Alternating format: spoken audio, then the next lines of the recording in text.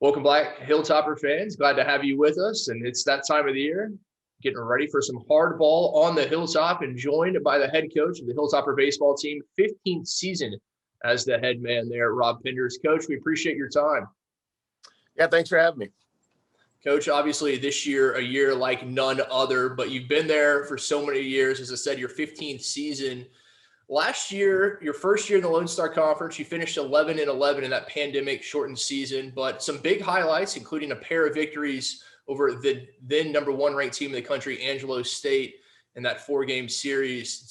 Those are actually your final games of the year. When you look back at 2020, what stands out to you? The problem of 2020, obviously, besides the pandemic shortening our season, was that we were just hitting our stride. We were just kind of coming together as a team. Offensively, we struggled a little bit early, and it hurt us. But then we were really starting to come along. The bats were popping. We had our rotation kind of intact, and besides that, I mean, having some really positive experiences for freshmen. Coach, you obviously have a young team, a lot of true freshmen getting some big-time minutes last year. There's some big losses, including Ty Markey to graduation. He led the team in batting average. He was 8th in the Lone Star Conference, batting .373. Who are you looking towards this season to really pick up the slack? Well, we've had a lot of guys, come in even this year.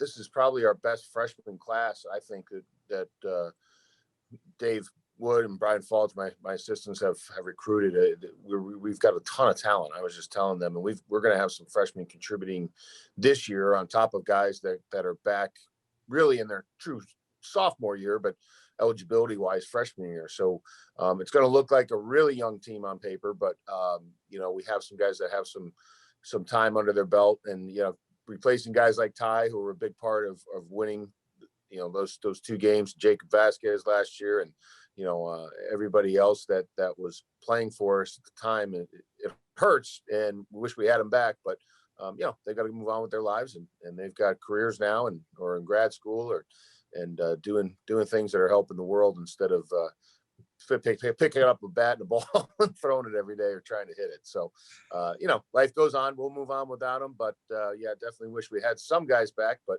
looking forward to the new guys contributing. Absolutely. And looking forward to this 2021 season. The good news is you're going to get out there on the diamond just about a week away. That opener, that'll be Friday, February the 5th, a doubleheader. First game starts at high noon there at Aleutian Hamilton Field, taking on the Greyhounds of Eastern New Mexico. A doubleheader Friday, and then that single set on Saturday. Coach, I know you've been itching to get back there on the diamond, ready to go. What are your expectations for this season?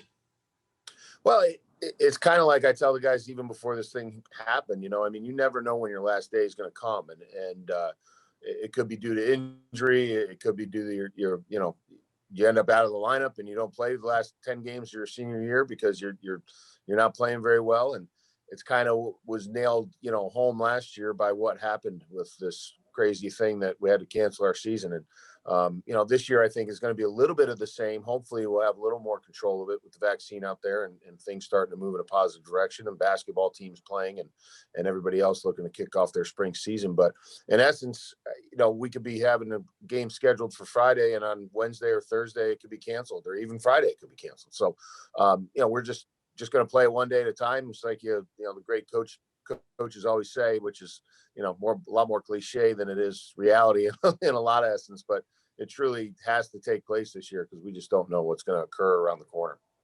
Coach, with so much uncertainty, obviously last year the season cut short due to the pandemic, and this offseason, what have you been most pleased with in your players this offseason with all the uncertainty?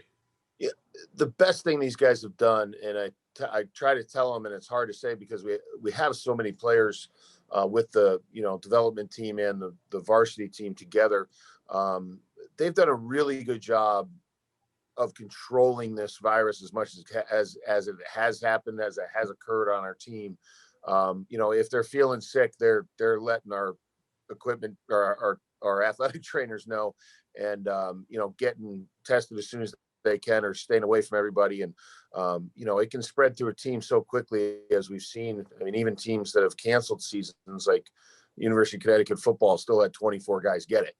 So it can just run rampant if it's not observed and respected by the individuals, and our guys have done a really good job of that, which shows me that they have maturity and they care about each other and they care about the season going on. And as long as we keep doing that, hopefully we can keep this thing under control and have a season, and that's the thing that we all want.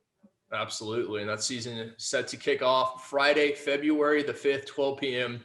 doubleheader against the Greyhounds of Eastern New Mexico. No fans allowed because of COVID protocol, but you can watch it.